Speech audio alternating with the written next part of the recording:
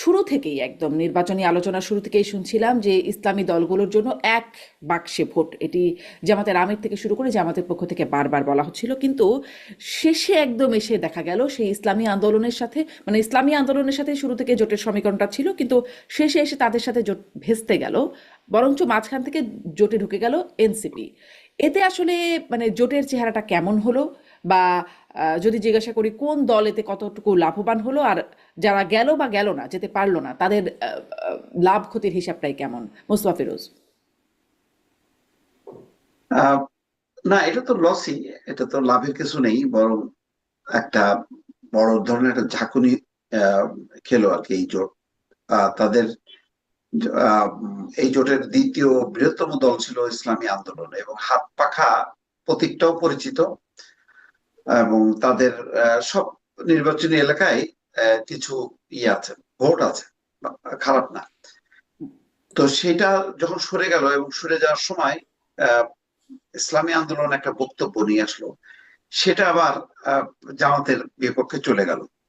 সেটা হলো যে ইসলামী আন্দোলন যে যুক্তিটা দাঁড় করালো, যে এটা ইসলামী জোটের লক্ষ্য তো শরিয়া আইন প্রতিষ্ঠা করা, কিন্তু জামাতে ইসলামের আহ, তারা ওই বিভিন্ন পশ্চিমাদের হুম। কাছে এবং খ্রিস্টান সম্প্রদায়ের কাছে তারা বলছে যে এটা হচ্ছে প্রচলিত যে রাষ্ট্র কাঠামো, সেই রাষ্ট্র কাঠামো মধ্যেই এটাই তারা টিকে রাখতে চায়।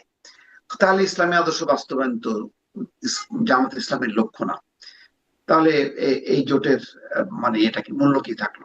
তো এরকম একটা আদর্শিক জায়গাটা বা নীতিগত অবস্থানটা যখন কি তুলে ধরলো, তখন তো একটু বেকায়দা অবস্থায় মানে জামাত ইসলামের জন্য এটা অস্বস্তিকর। কারণ তারা যেভাবে সব ইসলামী ভোট এক বাক্সে আনার যে হুম। কমিটমেন্ট ছিল, এটা একটা মানুষের মধ্যেও এক ধরনের ইয়ে যে আচ্ছা ঠিক আছে, এবার আমরা ইসলাম রক্ষা করার জন্য বা আরো ভালোভাবে প্রতিষ্ঠা করার জন্য আমরা ভোটটা এখানেই দিই, কারণ এখানে সব ইসলামী দলগুলো আছে। এখন দেখা যাচ্ছে যে না, সেটা নাই। এবং বিএনপির সঙ্গে দুই তিনটা দল আছে, যদিও খুব সিগনিফিকেন্ট না, কিন্তু মানে বড় দল হিসাবে তো দুইটা প্রতিষ্ঠিত, একটা জামাত ইসলাম আর ইসলামী আন্দোলন।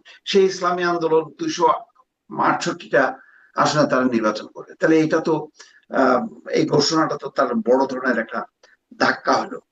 তা আমার ধারণা যে এটা তাদের যেই ধরনের প্রথম দিকে যে ধরনের জোশ, সেই জোশটা একটু কমে গেল এবং ভোটটা ভাগ হয়ে গেল। এবং এটা আলটিমেটলি সুবিধাটা বিএনপির ঘরে যাবে বলে মনে হচ্ছে। জি। ডক্টর সাইদ, আপনার কাছ থেকেও শুনতে চাই, এই যে মানে বক্তব্য এখন যে ইসলামিক আদর্শ জামাত গেলে প্রতিষ্ঠিত হবে না, শরিয়া প্রতিষ্ঠিত হবে না, আগেও তাদের বক্তব্য ছিল জোটের কথাবার্তায় মাঝখানে এগুলো সব ভালো হয়ে গিয়েছিল, কিন্তু আগেও তাদের অভিযোগটা এরকম ছিল যে জামাতে ইসলাম ক্ষমতায় আসলে কেয়ামত পর্যন্ত ইসলাম প্রতিষ্ঠিত হবে না, যদি কমিউনিস্টরা আসে তবুও হবে, এরকম একটা বক্তব্য ছিল, কিন্তু জামাত আসলে হবে না। এখন আবার এসে এরকম অভিযোগ, এই অভিযোগটা মানে জোট হলো না তখন এই অভিযোগ, এইটাও কেমন? আর এই অভিযোগের প্রভাবই বা জামাতের উপর কেমন পড়বে? আর এই যে জোটটা হলো না ইসলামী আন্দোলনের সাথে শেষে গিয়ে, এটিকে আপনি কিভাবে দেখেন? ধন্যবাদ আপনাকে। মানে এই জোটটা শুরু থেকেই এমন সব কথাবার্তা বলেছে, এগুলো জাস্ট পেটি রাজনীতির কথা। সমস্যা হচ্ছে তারা ইসলামী দল বলছেন। আমি একটা উদাহরণ দিই। ইসলামী আন্দোলনের খুব সুস্পষ্ট অবস্থান আছে, যেটা আপনি বলেছেন, যে কমিউনিস্টের হাতেও যদি হুম। দেশ চলে যায় ইসলাম পুনরুদ্ধার করা যেতে পারে, কিন্তু জামায়াতে ইসলামীর হাতে যদি দেশ চলে যায় তাহলে কিয়ামত পর্যন্ত ইসলাম উদ্ধার করা যাবে না। আর মজার ব্যাপার দেখুন, তারা এখন বলার চেষ্টা করছেন তারা বৃহত্তর স্বার্থে একসাথে হচ্ছেন ইসলামী ভোট আনার ক্ষেত্রে। শারমিন, আপনি একটা দলকে, মানে জামায়াতে ইসলামী কি ইসলামী দল? ইসলামী আন্দোলনের ভাষায় আমি এটা যদি বলি, ইভেন খেয়াল করবেন বিএনপি ইসলামী দল না, কিন্তু বিএনপি কে ইসলামের শত্রু বলে হুম। ত্যাগ করা হচ্ছে না। জামায়াতে ইসলামীকে ইসলামী দল দূরে থাকুক, সে ইসলামের প্রতি নিউট্রালও না, সে শত্রু, কথাটা এরকম। তো তার সাথে আপনি কিসের ইসলামী জোট আসলে করছিলেন এতদিন? তার মানে আপনি একটা ন্যারেটিভ তৈরি করতে চাইছেন ভোটের জন্য, এর বাইরে কিছু না। এসব দল প্রত্যেকটা ইসলামের নাম নিয়ে এই কাজটাই করছেন। জনগণের ধর্মীয় আবেগকে তারা খানিকটা উস্কে দিয়ে, খানিকটা সুরসুরি দিয়ে চেষ্টা করেছিলেন আনার জন্য। কারণ এই আলাপ আমাদের ওখানে একটা সময় ছিল, যখন ইসলামী দলগুলো মানে নির্বাচন করতে যায়, জনগণ বলতো ইসলাম তো আল্লাহর কাছ থেকে প্রেরিত একমাত্র একটা ধর্ম, আপনাদের মধ্যে এত বিভেদ কেন? সুতরাং ওইটাকেই তারা চেষ্টা করেছেন আনার জন্য, এবং তারা হয়তো ধারণা করেছেন ওই যে সিনার্জিজম বলে যে একটা কথা আছে, সামটাইমস 2 and 2 makes 5 or 6, তারা ভাবছিল যদি সবাই একত্র হতে পারে, সবার ভোট যা হবে তার চাইতে বেশি ভোট তারা পেয়ে যেতে পারেন। আসলে এটা মেয়র একটা নির্বাচনে জেতার জোট। এখন যেহেতু সিট নিয়ে ভাগাভাগিতে প্রবলেম হয়েছে, এখন নানান বাহানা, শুধুমাত্র এটা না, আরো খুব ইন্টারেস্টিং বাহানা আছে।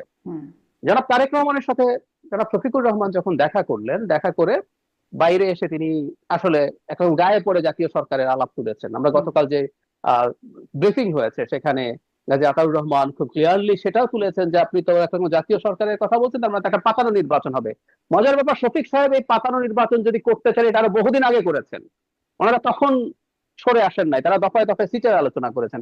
আর একটা খুব ইন্টারেস্টিং কথা যেটা মুস্তাফা ফিরোজ ভাই বলছেন যে তাদের মোটামুটি সিগনিফিক্যান্ট ভোট আছে, উনি বলছেন তাদের আমিরকে ডেকে, জামাতের আমির নাকি প্রথম আলোর একটা সার্ভে ধরে দেখিয়েছে তাদের ভোট নাকি 0.1%, তাদের আমিরকে ইনসাল্ট করা হয়েছে।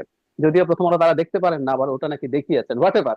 তার মানে এই ভোটেরও যে পার্সেন্টেজ কত, বা কিছুদিন আগে আরেকটা জরিপ হয়েছে, সেই জরিপটাও তো আসলে এক অর্থে ইসলামী আন্দোলনের বিরুদ্ধে কথা বলে, যে জরিপটা জামাত বিএনপি কে প্রায় সমান করে দিয়েছে, 1%-এর মতো গ্যাপ আছে। তো সেই জরিপেও তো এনসিপি 7.1% মানুষ নাকি তাকে ভোট দেবে, আর তাদের যে দল ইসলামী আন্দোলন তাতে 3.1% ভোট দেবে। তো আসলে যেটা মোদ্দা কথাটা হচ্ছে এই, এগুলো প্রত্যেকটা জাস্ট নির্বাচনী কৌশল। প্রত্যেক দল তার স্বার্থ দেখতে চাইছে।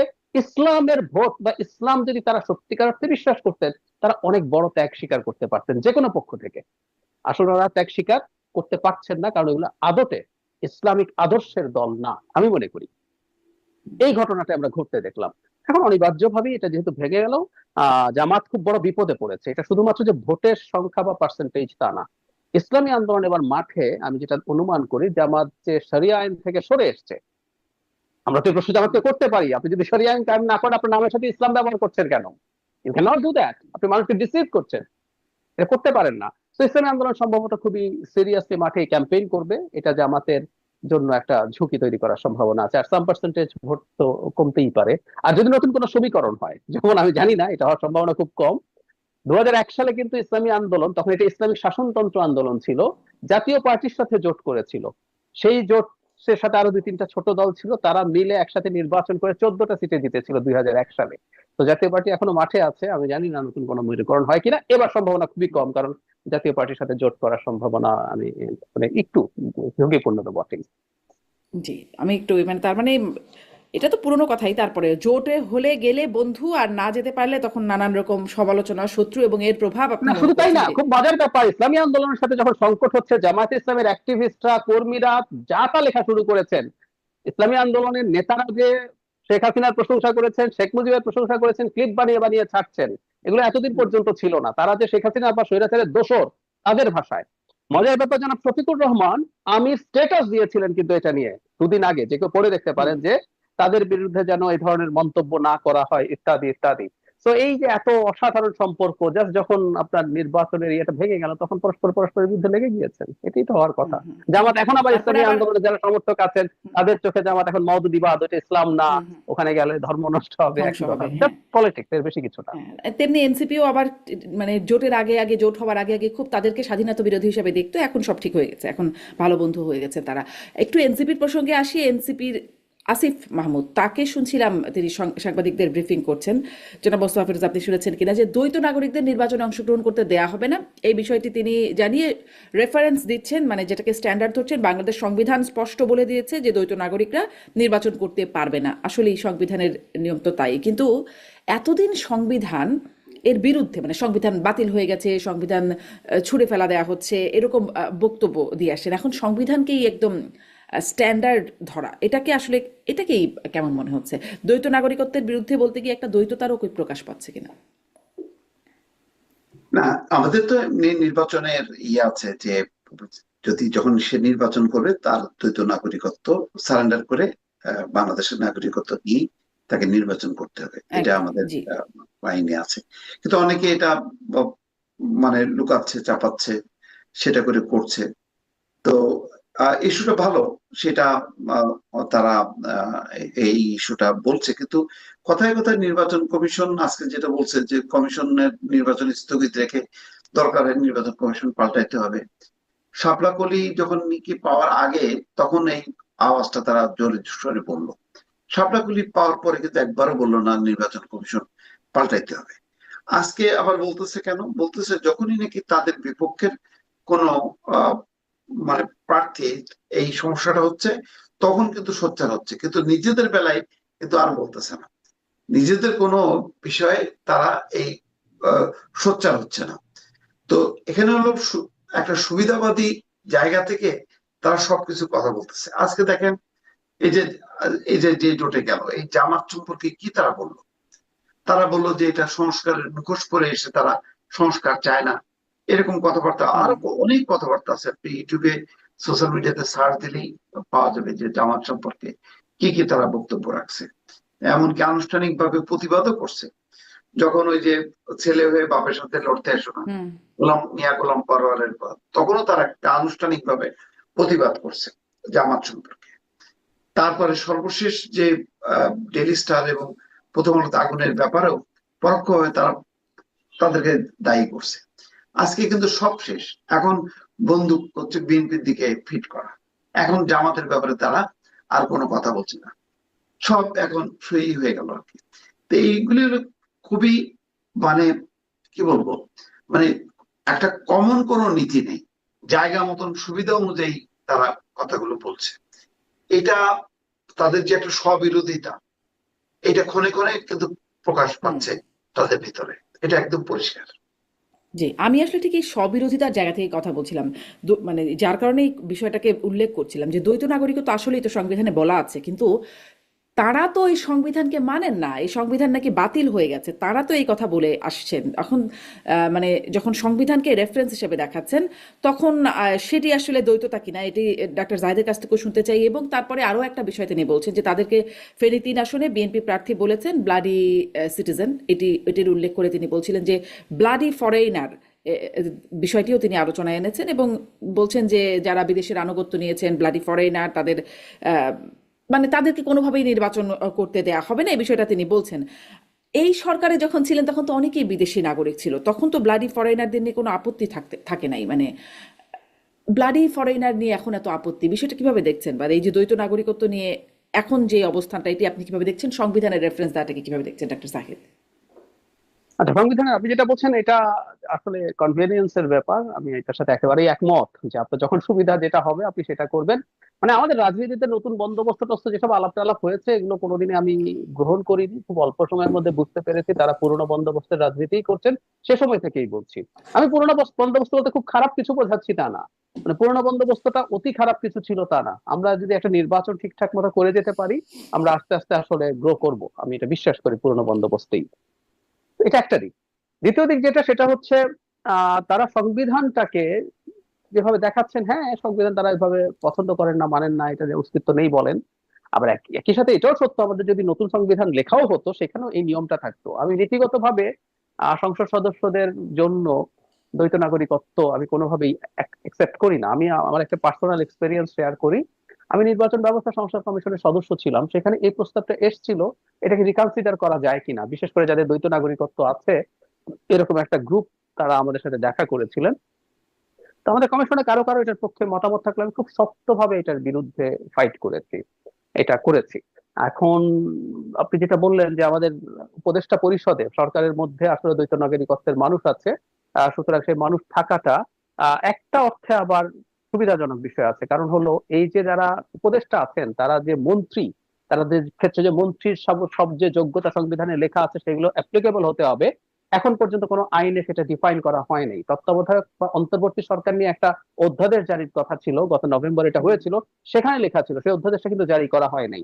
সেই পয়েন্ট অফ ভিউতে আমি বলতে পারি তারা থাকায় হয়তো লিগাল প্রবলেম আপাতত হচ্ছে না, তবে এগুলো প্রত্যেকটা আগামী সংসদে গিয়ে র্যাটিফাইড হতে হবে।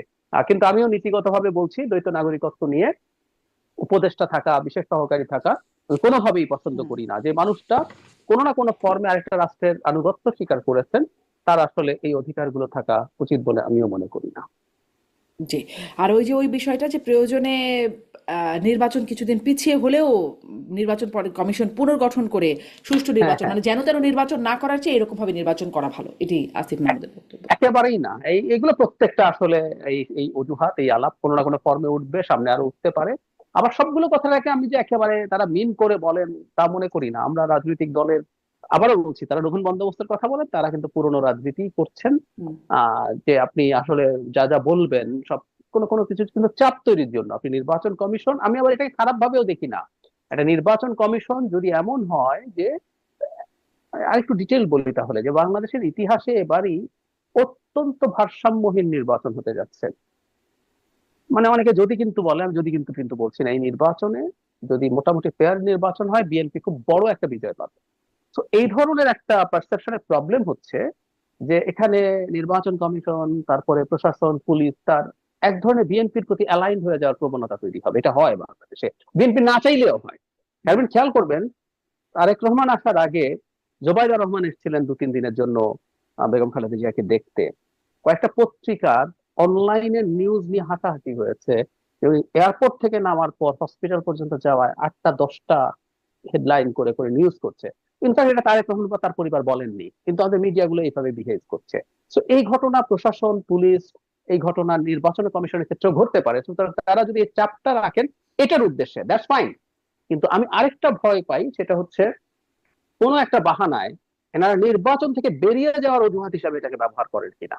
আমি সেই সম্ভাবনা অনেক আছে তা বলছি না, কিন্তু এটা যদি এরকম হয়, এসব বলে তারা একটা গ্রাউন্ড তৈরি করছেন, কোন একটা প্রেক্ষাপটে তারা নির্বাচন বয়কট করবেন। কারণ হুম, জামাত এনসিপি এই জোট যদি নির্বাচন বয়কট করে, খানিকটা জাতীয় পার্টি আছে, এটা জাতীয় পার্টি যদি পার্টিসিপেট করে, তাদের অনেক সিটে ক্যান্ডিডেট আছে, তারপরে নির্বাচন খুব গ্রহণযোগ্য হবে কিনা এই প্রশ্ন তৈরি হয়ে যেতে পারে। সে কারণে তারা এক ধরনের চাপ তৈরি না, শুধু এক ধরনের ব্ল্যাকমেইলিং এর জন্য এটা যদি করে থাকেন, that's a very bad practice. Other than that, যে তুমি বিএনপির প্রতি অ্যালাইন্ড হয়ে যাও না, তুমি নিউট্রাল থাকো, তুমি আমার হুম। রাইটটাও দেখো, এই জন্য যদি চাপ প্রয়োগ করতে হয়, দ্যাটস ফাইন। এসব রেটরিক চলতেই পারে নিশ্চয়ই, রাজনীতিতে। নিশ্চয়ই। আপনিও জনাব মোস্তাফিজ এদেরকে রেটোরিক মনে করেন, নাকি এর মধ্যে আসলে কোনো উদ্দেশ্য থাকতেও পারে, যে দরকার হলে নির্বাচন কিছুদিন পিছিয়ে হলেও সুষ্ঠু নির্বাচনের কথা বলছেন? এর মধ্যে একটা রিটও আমরা জানি হাইকোর্টে দায়ের করা আছে, যে অস্ত্র লুট হওয়া অস্ত্র উদ্ধার হওয়ার আগ পর্যন্ত নির্বাচন না হওয়ার বিষয়ে সেরকম একটা রিটও আছে, সেটিও এখনো পেন্ডিং। মানে এই যে অনেকগুলো বিষয় আছে নির্বাচন কেন্দ্রিক, এগুলো কি এমনি মানে এমনি হচ্ছে একটা চাপ প্রয়োগ এরকম কিছু, নাকি এটার মধ্যে আসলে কোনো উদ্দেশ্য আছে? এটা তো আজকে তারেক রহমান সাহেব নিজেও ইঙ্গিত দিয়েছেন যে নির্বাচন না হওয়ার জন্য অনেক রকম মানে ষড়যন্ত্র চলছে। তো ওনাদের তো আসলে নির্বাচন না হলে সবচেয়ে ভালো হতো আর কি। তাহলে সরকারের উপদেষ্টা হিসেবে মন্ত্রী পদমর্যাদায় 5 বছর বা 10 বছর, অনেকে তো ডক্টর ইউনূসকে 10 বছর, 20 বছর, 50 বছর রাখতে চায়। ওটা হলে ভালো হতো আর কি। মানে ইউনূস সাহেব তো হয়তো বেশি দিন থাকতে পারতেন না বয়সজনিত কারণে, বাকি যারা তরুণ তারা একটা লম্বা সময় পাইতো আর কি, 20-25 বছর। তো এরকম একটা মনোভাব আছে। কারণ শুরু থেকেই তো যারা নির্বাচনের কথা বলতো এক সময়, তারা ছিল ভিলেন এক ধরনের, যে ক্ষমতার জন্য তারা হুম, নির্বাচন চায়। তারপরে কি করবে এখন, ইউনূস সাহেবের মানে মেয়াদ যত বাড়তেছে পরিস্থিতি তত খারাপ হয়ে যাচ্ছে। এখন ছেড়ে দেওয়া কে দেবাচ্ছে, এখন হুম, নির্বাচনটাই হলো, আর এছাড়া উপায় নেই। এখন অনেকটা বাধ্য হয়ে তাদেরকে মানে ঢোক গেলা আর কি, সেরকম গেলতেছে নির্বাচনটা। এখন যদি কোন রকম একটা সুযোগ থাকে, তাহলে তো নির্বাচন পিছিয়ে গেলে তো মানে খারাপ না। যতক্ষণ নির্বাচন না হবে ততক্ষণ পর্যন্ত আমি রাজা, বিভিন্ন রাজাদের মানে গ্রুপে গ্রুপে রাজাদের সমাহার হচ্ছে, তারা ক্ষমতা ব্যবহার করতে পারতেছে। নির্বাচন হয়ে গেলে তো থাকতেছে না। তো এটা এগুলি তো মানে মানে বুঝতে খুব রকেট সায়েন্স লাগে না, পরিষ্কার তো। সুতরাং এই সামান্য যে কোনো কিছুতেই হইলেই নির্বাচন কমিশন পাল্টায় দাও, উল্টায় দাও, সাপলাগুলি পাচ্ছে না, নির্বাচন কমিশন বাতিল করতে হবে, নতুন নির্বাচন নির্বাচনী বন্দোবস্ত অনুযায়ী নির্বাচন সংক্রান্ত কমিশনের রিপোর্টের আলোকে নির্বাচন কমিশন গঠন করতে হবে। সেই দাবিগুলি কোথায়? গণভোটের দাবি কোথায়? হুম। কোন দাবি স্থানীয় সরকারের আগে স্থানীয় সরকার নির্বাচন হতে হবে, সেই দাবিগুলি কোথায়? কোনো কিছুই তো আসলে পাত্তা পাচ্ছে না। কারণ পরিস্থিতি এমন যে একেবারে দ্রুত বেগে নির্বাচনের দিকে নিয়ে যাচ্ছে, কিন্তু এখনো পর্যন্ত প্রবণতাটা হলো, দেখবেন যে ভাই নির্বাচন কি হবে, ভাই নির্বাচন কি হবে? হুম আচ্ছা, নির্বাচন না হওয়ার মতন কি ঘটনা ঘটবে? আরো 2, 4, 5 জন মারা যাবে হাদির মতন, যাবে, সমস্যা কি? তো নির্বাচনের সমস্যা কোথায়? আইন শৃঙ্খলা একটা সমস্যা, তার সাথে নির্বাচনটা ট্যাগ হবে কেন? নির্বাচনটাকে ঘিরে সহিংসতা হয় না এমন কোন আছে? ভারতে হয় না? ভারতে আরো শত শত লোক মারা যায়, কিন্তু নির্বাচন কি হুম মানে আটকে যায় নাকি? আর এখানে এমন একটা অবস্থা হলো যে হাদির বিচার না হওয়া পর্যন্ত নির্বাচনই হবে না। তো এরকম যদি হুম হাদির মতন যদি আরো 5 জন 10 জন যায়, তাহলে কি নির্বাচন হবে না? নির্বাচনটা হবে যাতে হাদির মতন ঘটনা না ঘটে। তো এই কথা কিন্তু উচ্চস্বরে রাজনৈতিক দলগুলো মানে একটা দুইটা বাদে বাকিরা কিন্তু বলে না। বলে না মানে তাদের মনে মনে প্রত্যাশা হলো নির্বাচনটা অনিশ্চিত হয়ে যাক, নির্বাচন না। এই ধরনের একটা প্রবণতা তো এখনো পর্যন্ত হুম আছে, কারণ আর গুনে গুনে 26 দিন পরেই হুম সব মানে জারি জুরি ফাঁস হয়ে যাবে। কার কত ক্ষমতা, কার কত ভোট, সব তো বোঝা যাবে। অনেকে তো নির্বাচনে দাঁড়ানোরই সাহস পাইল না, যে জামানত বাজেয়াপ্ত হয়ে যায় কিনা। তো এখন তারা এখনো স্বপ্ন দেখতেছে যে নির্বাচনটা যাতে না হয়, নির্বাচন বাতিল হয়ে গেলে সুবিধা হয়, এই আর কি। কিন্তু মানে তাদের ব্যাপারে তো আবার আমাদের মাননীয় প্রধান উপদেষ্টা খুবই উচ্চাশা করছে, মানে আমি এই তরুণদের কথা যাদের নিয়ে কথা বলা শুরু করলাম, যে তারা অনেকেই নির্বাচিত হবেন, শিক্ষামন্ত্রী হবেন বলে আমাদের মাননীয় প্রধান উপদেষ্টা একটা উচ্চ শিক্ষা বিষয়ক সেমিনারে বলছেন। কিন্তু আমি আসলে প্রশ্নটা আরেক জায়গায় করতে চাই, কারণ আমাদের শুরু থেকে আলোচনাগুলোকে যদি একটু সামারি করি, যে দেখছি যে স্বার্থের কারণে জোট, মানে স্বার্থের সাথে মিললে বন্ধু হলো, না মিললে একদম শত্রু এবং চরম রকমের বিরোধিতা। আবার সুবিধার কারণে কথা বদল, যে কখনো সংবিধান মানি না, এটা বাতিল হয়ে গেছে, আবার কখনো সংবিধানেরই রেফারেন্স, অবস্থানের বদল। এই যে বিষয়গুলো দেখা যাচ্ছে, তাতে আসলে মানে নির্বাচন হলো, মানে গণভোটের কথা আমি আসলে আনতে চাচ্ছি, যে গণভোট হলো তারপরে যে তাদের অবস্থানের বদল হবে না বা তারা সেটি মানবেন, তার কি আসলে কোনো নিশ্চয়তা আমরা মানে রাজনৈতিক দলগুলোর হাতেই তো হবে? তাদের অবস্থান থেকে দেখতে পাচ্ছি। ডাক্তার জাহেদ, আপনার কাছে একটু শুনতে চাই। আগের অনুষ্ঠানে এটা নিয়ে আলোচনা করছিলাম, আরেকটা পয়েন্ট একটু বলি। এই নির্বাচনে ইতোমধ্যে যেটি করার কথা ছিল জুলাই সনদ অনুযায়ী, সেটি লঙ্ঘন হয়েছে, যে 5% নারী প্রার্থী দেবার যে বিষয়টি, সেটি কোনো রাজনৈতিক দল করে নাই। অথচ কথা ছিল জুলাই সনদে বলা আছে ওই মানে যে করা হবে এই সামনের নির্বাচন থেকেই, মানে এই নির্বাচন থেকেই হবে, কিন্তু হলো না। মানে বরখেলাপ দিয়ে শুরু, এবং তাদের যে অবস্থান বদল, সুবিধা বদল, স্বার্থের জন্য, কৌশলের জন্য রাজনীতি, তাতে আসলে তাদের উপর কতটা ভরসা রাখা যায় গণভোটে হ্যাঁ হলেও তার বাস্তবায়ন হবে? গণভোটের ফল আসার পর বিএনপি ফর্মালি হ্যাঁ পাশ করার জন্য বলেছে, হাতে ভোট দেওয়ার জন্য বলেছে, তার অবস্থান জানিয়েছে। কিন্তু এটা হয়ে যাওয়ার পর আমি ধারণা করি, আমি নিশ্চিত নই, আমি ধারণা করি এটা একটা ডিবেট ট্রিগার করবে। এবং এই ডিবেটটা জন্য আমরা রাজনৈতিক দলকেও যে পুরোপুরি দায়ী করে ফেলতে পারবো তা না। যেমন ধরুন, বিএনপি পুরো ঐক্যমত্য কমিশনে যে ডিবেট করেছে, সে বেশ কিছু জায়গায় তার অবস্থান থেকে সরে এসছে, এবং এর মধ্যে এমন একটা অবস্থান থেকে সরে এসছে যেটা স্বয়ং জনাব তারেক রহমানকে এফেক্ট করে। দুবারের বেশি প্রধানমন্ত্রী থাকা যাবে না। আমরা একটা সহজ অঙ্ক যদি দেখি, আমি মোটামুটি ধারণা করি যে বিএনপি এই নির্বাচনে জেতার কথা বলছি, আমি ধারণা করি পরের নির্বাচনেও বিএনপি জেতার সম্ভাবনা খুব বেশি, সেটা নিশ্চিত ভাবে বলছি না। সেক্ষেত্রে তার সিট অনেক কমে যেতে পারে, কিন্তু সে জিতবে, আমার তাই মনে হয়। তো দুটার ক্ষমতার পরে জনাব তারেক রহমান আর নির্বাচন করতে পারছেন না। তখন তার বয়স হবে কম বেশি 70, 70 একটু বেশি।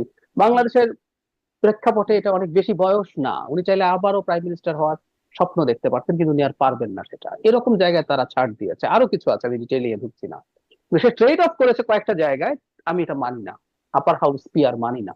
আপার হাউস হুম পিয়ার না মানাটা বিএনপির ইললজিক্যাল সিদ্ধান্ত আমি মনে করি, আমি যা রিপিটেডলি বলেছি, কিন্তু ওইটা সিদ্ধান্ত এভাবেই নিয়েছে। বা কমিশন গুলোর ক্ষেত্রে তার যে ধরনের আলাপ হয়েছে, সেই আলাপগুলো নিয়ে একটা প্রবলেম তৈরি হয়েছে। সেই ব্যাপারগুলো একটু মাথায় রাখতে হবে। এখন সেই মাথায় যদি রাখা হয়, তাহলে আলটিমেটলি এই প্রবলেমটা দাঁড়াবে। নির্বাচন মানে হা ভোট যদি জিতেও যায়, বিএনপি ক্রমাগত বলে গেছে আমরা যে নোট অফ ডিসেন্ট গুলো দিয়েছি, সেই নোট অফ ডিসেন্ট গুলো করতে তারা বাধ্য না, এই ধরনের আলাপ তাদের দিক থেকে আছে।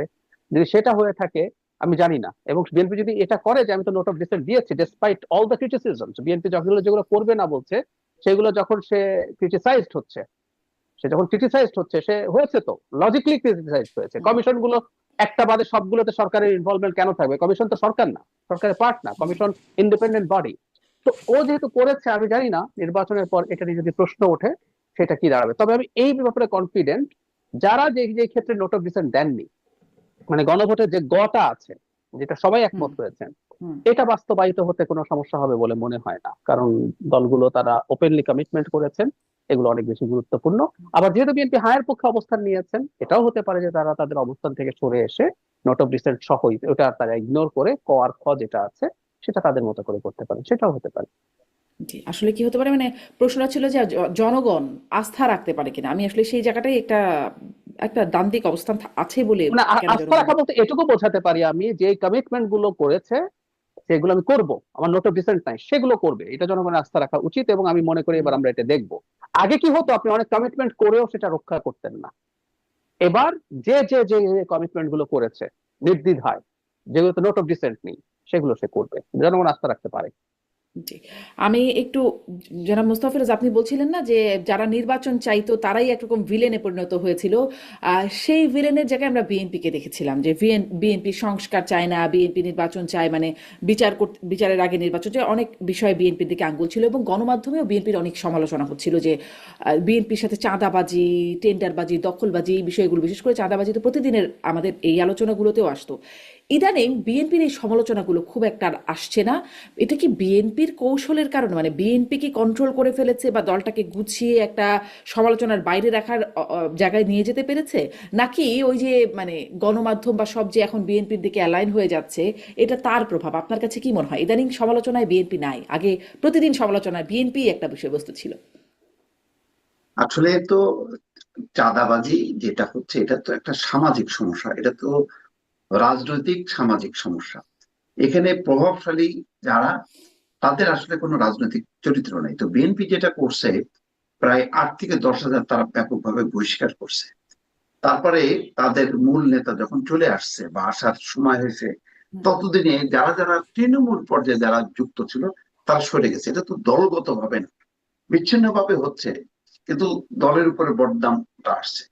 একটা দলের কেন্দ্রীয় ভাবে একটা মদত দেয়া বা চেইন যদি হয়, তাহলে বোঝা যায় যে বিএনপি আসলে চাঁদাবাজদের দল এরকম। এখন আহ ওই সামাজিক যে সিস্টেমটা, সেই সিস্টেমের মধ্যে মানে আওয়ামী লীগ সরে গেছে, বিএনপির সুবিধাভোগী যারা তারা আসছে, তাদের একটা রাজনৈতিক পরিচয়। ফলে এটা খুব ভালোভাবে ক্যাম্পেইন করা হয়েছে আহ জামাত, এনসিপির পক্ষ থেকে, যে এরা সব হচ্ছে বিএনপি। তো দিনকে দিন যখন কি মানে আরো পরিষ্কার হয়েছে, তখন দেখা গেছে যে না, এরা মানে এদের সাথে বিএনপির দলীয় কোনো সম্পর্ক নেই। তখন দল কি করছে, খুব বেশ কিছু অ্যাকশন ধারাবাহিক ভাবে নিয়েছে।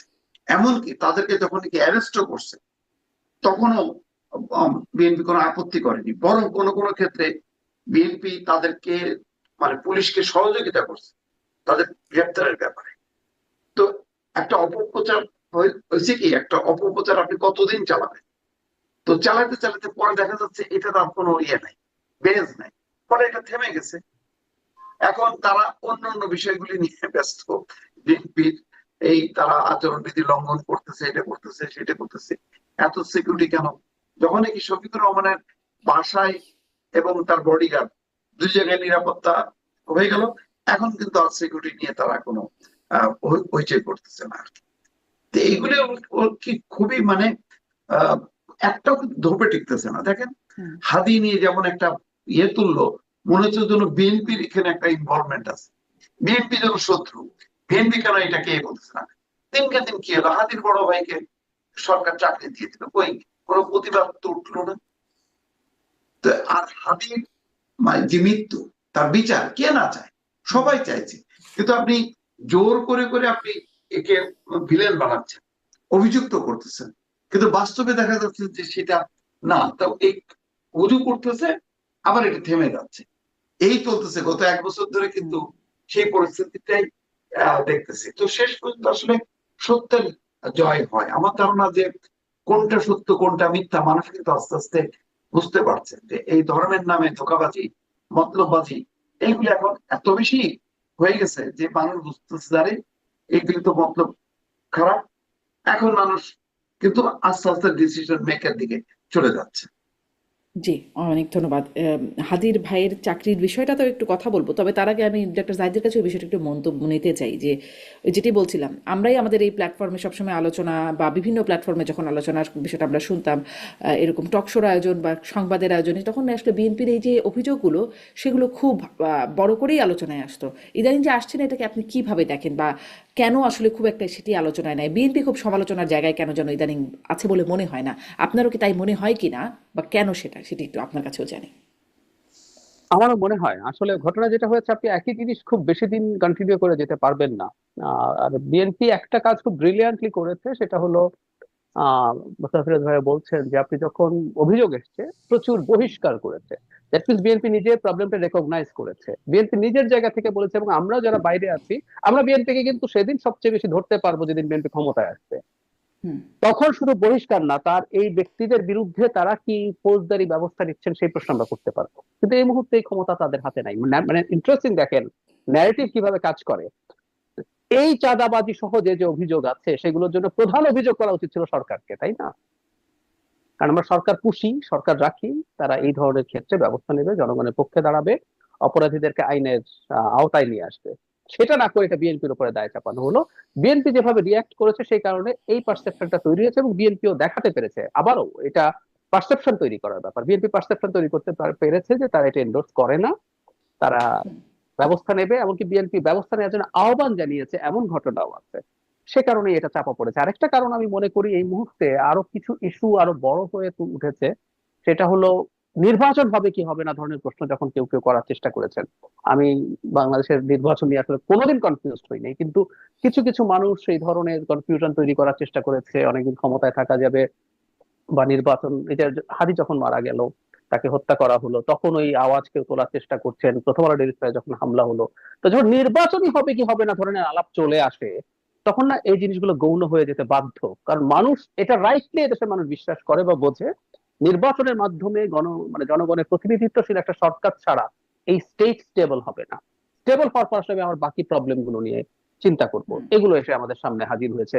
প্লাস অনেক ক্ষেত্রে বিশেষ করে এই আলাপগুলো বেশি কারা করি আমরা, যাদের সোশ্যাল ক্যাপিটাল আছে, আমরা শিক্ষিত মধ্যবিত্ত, আমরা লিখতে পারি, বলতে পারি, আমরা সোশ্যাল মিডিয়ায় নিজের পক্ষে সোশ্যাল মিডিয়ায় কথা বলতে পারি। তারা হঠাৎ করে দেখলো বাংলাদেশে এমন ভাবে মব তৈরি করা পরিকল্পিত, এটা ঠিক মব না, এটা পরিকল্পনা করে তৈরি করা হয়েছে, দিয়ে দেশের সর্বোচ্চ দুটো পত্রিকার অফিস জ্বালিয়ে দেওয়া গেল in presence of law and order. যারা রক্ষা করেন তাদের, মানে পুলিশ ছিলেন, মিলিটারি ছিল, একটা জায়গায় তো বহু সাংবাদিক পুড়ে মারা যাওয়ার পরিস্থিতি তৈরি হয়েছে। যখন এই ঘটনাগুলো মানুষের সামনে আসতে থাকলো তখন আসলে যাদের সোশ্যাল ক্যাপিটাল অ্যাটলিস্ট আছে তারা বুঝতে পারছে ওই চাঁদাবাজি সহ আর যা যা আছে এগুলো প্রবলেম হিসাবে মাইনর, রেদার বাংলাদেশকে স্টেবল করতে হবে, বাংলাদেশকে এই ধরনের আহ মানে মবের মুল্লুক বানানোর চেষ্টা যারা করছে দেশের ভেতরে এবং দেশের বাইরে থেকে, সেটা অনেক বেশি গুরুত্বপূর্ণ, সেটাও আসলে এই ধরনের ঘটনা ঘটিয়েছে বলে আমি ধারণা করি। জি। এবার একটু আসি যে, যেটি নিয়ে জনাব মোস্তফা ফিরোজ বলছিলেন যে হাদির ভাইকে চাকরি দেওয়ার সেটি যুক্তরাজ্য মিশনে হাদির ভাই দ্বিতীয় সচিব পদে তাকে নিয়োগ দেওয়া হচ্ছে। এটি আসলে মানে এই বিষয়টিকে কিভাবে আপনি দেখেন, যে এই ধরনের পোস্টে নিয়োগের জন্য কি কোনো বিশেষ যোগ্যতা লাগে না? মানে সে হাতির ভাই, মানে ভাই কোটায় এরকম পদে নিয়োগ পাওয়া যায়, আর এরকম নিয়োগের মাধ্যমে আন্দোলনের উপরে কি আসলে এই প্রভাব পড়বে? এই আন্দোলন কি বন্ধ হবে? কারণ হাদির ভাই কিন্তু বিচারের দাবিতে বলেছিলেন, আপনারাই হাদিকে খুন করিয়েছেন, সরকারকে উদ্দেশ্য করে বলেছিলেন, আপনারাই হাদিকে খুন করিয়েছেন, আবার আপনারাই এটিকে ইস্যু করে নির্বাচন বানচালের চেষ্টা করছেন। এটি হাদির ভাইয়ের বক্তব্য। এখন সেই হাদির ভাইকে যুক্তরাজ্য মিশনে চাকরি দেওয়া হলো। জনাব মোস্তফা ফিরোজ। না, এটাই তো মানে খুবই অবাক কাণ্ড আর কি। যাক, তারপর আমি মনে করি যে এটা সরকার তার দায়িত্ব পালন করছে।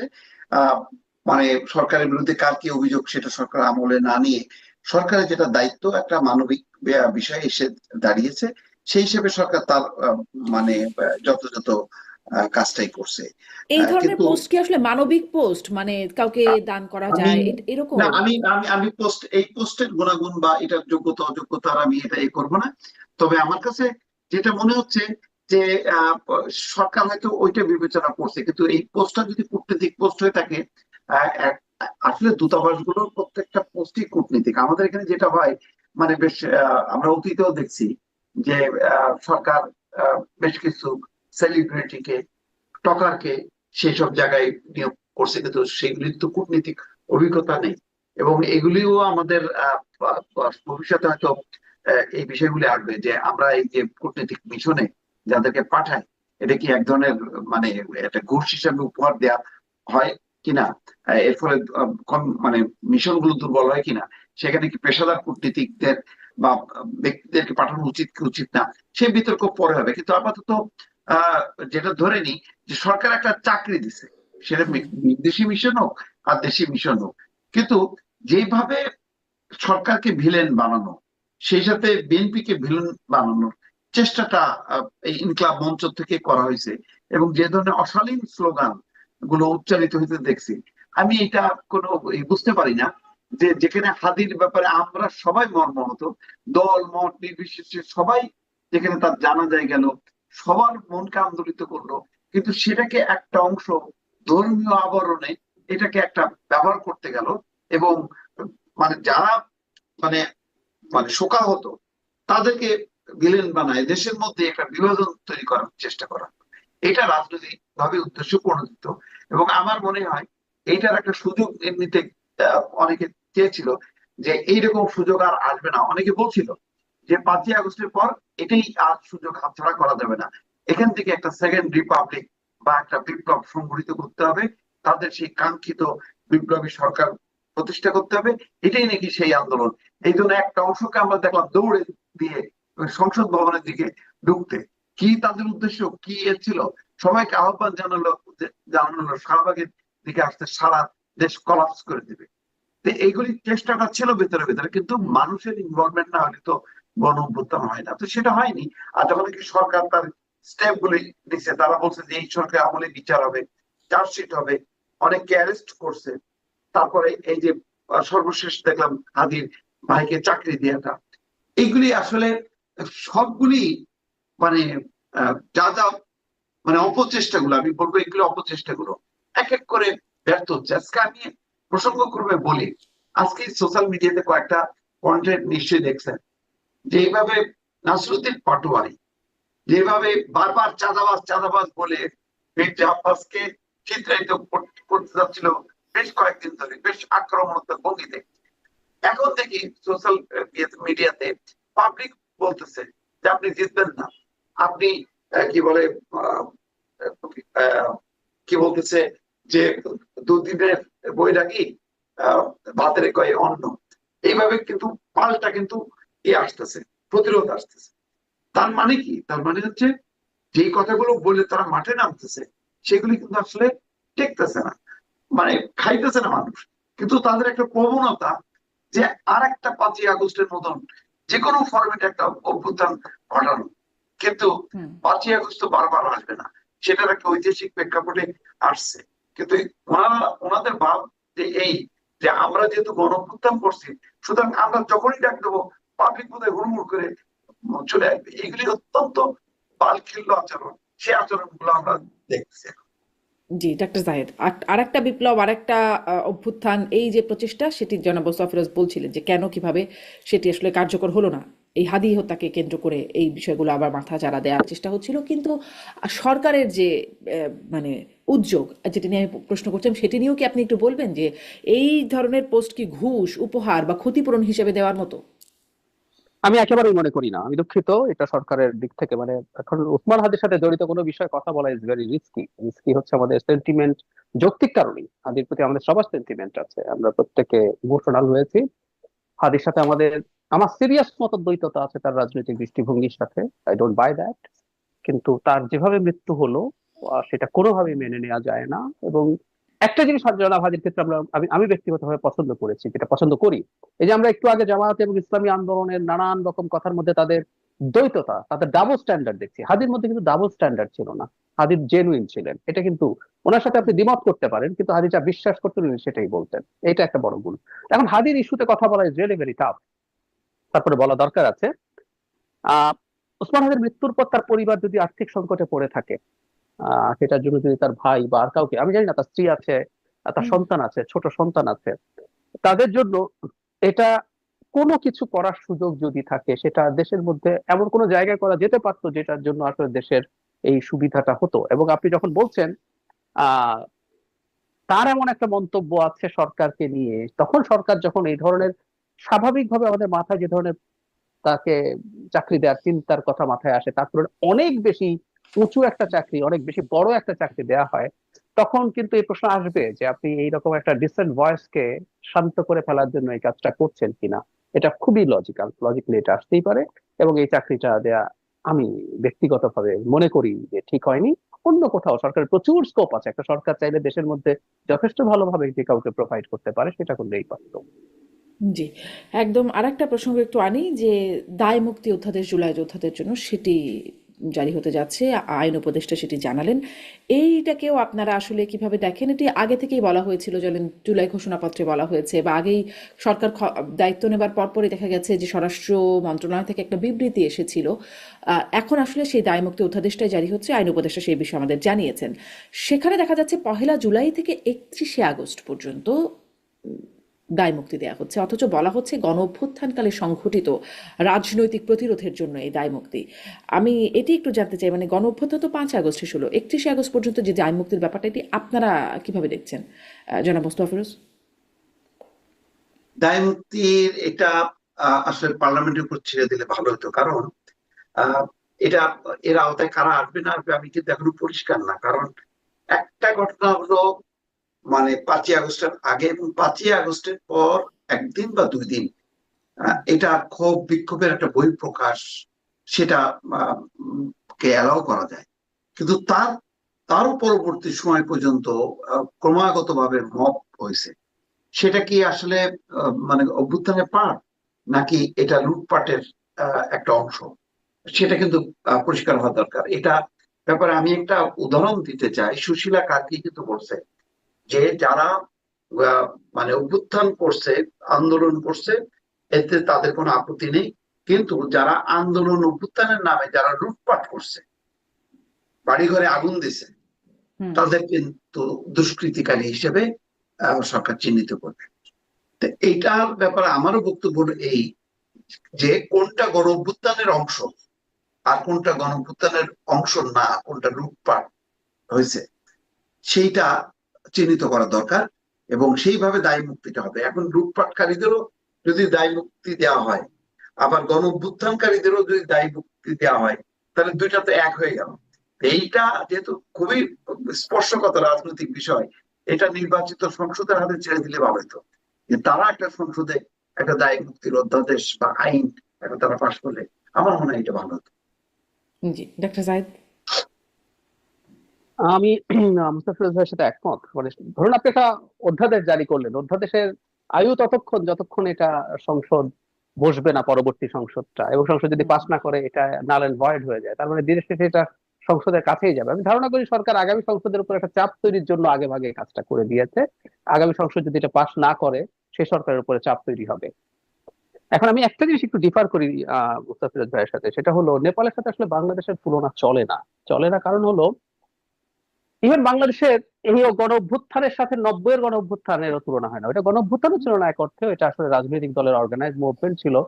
এরশাদ পতনের পরও বাংলাদেশে খেয়াল করবেন পুলিশ বাহিনী পালিয়ে যায়নি। তার মানে এরশাদ এমন ভাবে তার 9 বছরে পুলিশকে ব্যবহার করে মানুষের জীবন শেষ করে দেওয়ার জন্য যে সে পালাতে হবে। আমি যদি প্রশ্ন করি আমাদের সব পুলিশ পালিয়ে গিয়েছিল কেন, ওরা কি করেছিল যে ওর এইটুকু সাহস হয় নাই আমি পুলিশ স্টেশনে থাকবো, কেন পালিয়ে না, গিয়েছিল? খুবই যৌক্তিক প্রশ্ন, কিন্তু ধরেন মানে পুলিশ যখন, পুলিশকে ওই যে বানিয়াচংয়ের ঘটনা মাহদি যেটি বলছেন, পিটিয়ে মেরে ঝুলিয়ে রাখা হচ্ছে বা পুড়িয়ে দেওয়া আমি হচ্ছে, আসছি তখন পুলিশ পালাবে না? আমি আসছি পুলিশের ওপরে হামলা, পুলিশের ওপরে পুলিশ যে বল প্রয়োগ, বাংলাদেশের ইতিহাসে পুলিশ কোনোদিনও এই পরিমাণ বল প্রয়োগ করেনি, এই পরিমাণ হত্যাকাণ্ড ঘটায়নি। এবং এই মুভমেন্টের মধ্যে কিছু ঘটনা ঘটেছে। আমি যে কথাটা বলতে চাইছি, নেপালে একটা বৈধ সরকার ছিল, যে সরকারটা আন্দোলন দমনে কিছু বল প্রয়োগ করেছে। পরবর্তীতে এই ডিসরাপশনটা ওখানে বাংলাদেশে যতটা, আমি আবারও বলছি আমি সাফাই গাইছি না, কিন্তু এই প্রেক্ষাপটে যখন একটা স্টেটের কোনো স্ট্রাকচার বিরাজ করে না, সেখানে যে পরিমাণ ভায়োলেন্স পরবর্তীতে হওয়ার প্রবাবিলিটি থাকে, নেপালে ওই প্রবাবিলিটি কম ছিল। কারণ আমরাই দেখেছি 90-এর পরে তো এরকম হয় নাই, হুম। 90-এর পরে এই পরিস্থিতি হয়নি তো। মানে জাতীয় পার্টির নেতারাও পালিয়ে যান না, তাদের জীবন ঝুঁকিতে ছিল না, জেলে গেছেন, জেলে থেকে নির্বাচনে অংশগ্রহণ করে ক্যাম্পেইন করে 35টা না 36টা হুম। জিতে গেছেন জাস্ট পরবর্তী ইলেকশনটাতে। সো বাংলাদেশে এই ঘটনাগুলো ঘটেছে, এখন আমরা কিভাবে ডিল করব এটা নিয়ে আমি নিজেও আসলে নিশ্চিত নই, কারণ কাট অফ ডেটটা কবে হবে, 31 অগস্ট যদি হয়, এর মাঝে আসলেই ফ্যাক্ট ততদিনে তো সরকার তৈরি হয়ে গেছে, সরকার ক্ষমতা নিয়েছে, তারপরও কতদিন পর্যন্ত আমরা আসলে ছাড়গুলো দেব, এই প্রশ্নগুলো নিয়ে ডিবেট হওয়া উচিত ছিল। এটা যে হঠাৎ করে একটা অধ্যাদেশ লিখে দিলাম, এই কাজটা ঠিক নয়। যে সংসদ